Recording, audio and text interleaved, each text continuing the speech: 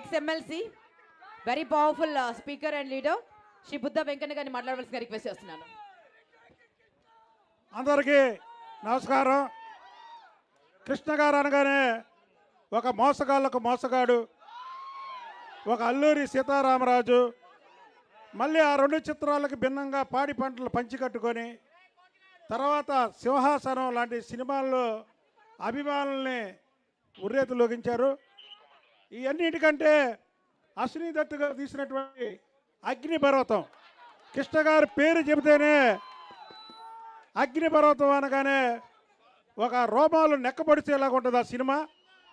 40 సంవత్సరాల క్రితం ఇదే అప్సరా థియేటర్లో ఇదే రోజు ఇదే టైంకి మనం అందరం అప్సరా థియేటర్లో అగ్నిపర్వతం సినిమా ఉదయవాడ చూస్తున్నాము.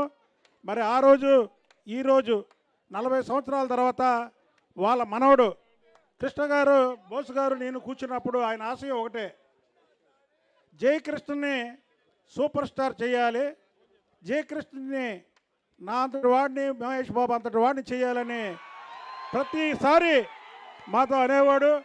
మరి ఆయన లేకపోవడం దురదృష్టం, పై లోకాన్ని ఉన్న ఇది చూస్తుంటాడు.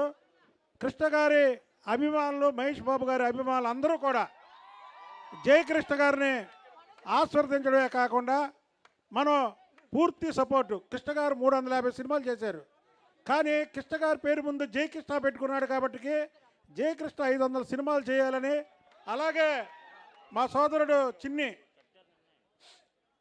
ఇందిరమ్మ గారు చనిపోయిన తర్వాత ఒక 15-20 రోజుల తర్వాత మేము ఇద్దరు వెళ్ళి కృష్ణ గారితో కూర్చొని మాట్లాడుతుంటే అప్పటి వరకు చిన్ని గారికి కృష్ణ గారికి వ్యాపార సంబంధాలు ఉన్నాయి.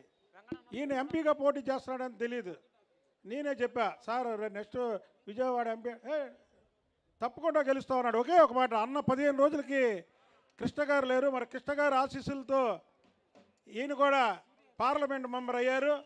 ఆయన ఏం చెబితే అది జరిగి తీరుతుంది. అలాగే జయకృష్ణ గారు కూడా మరో సూపర్ స్టార్ అవుతాడని తెలియజేస్తూ, మరి ఇంత మంచి విగ్రహాన్ని ఇక్కడ సుధాస్వామి, అలాగే జితేంద్ర, అలాగే తీరం బుజ్జి, వీళ్ళ ముగ్గురు బంగారీ గారితో అంటే ఘట్టంనేని ఆశాశ్వర గారితో గత 2 సంవత్సరాలుగా ఆ విగ్రహాన్ని ఎలా తయారు చేయాలి, ఏం చేయాలి, ఎక్కడ పెట్టాలని అవన్నీ చేసి ఇంత మంచి విగ్రహాన్ని విజయవాడలో పెట్టినందుకు విజయవాడ ప్రజల తరపున వారందరికీ కూడా శుభాకాంక్షలు తెలియజేస్తూ నాకు ఈ అవకాశం ఇచ్చినటువంటి మీ అందరికి కూడా హృదయపూర్వక ధన్యవాదాలు తెలుపుకుంటూ సెలవు తీసుకోండి.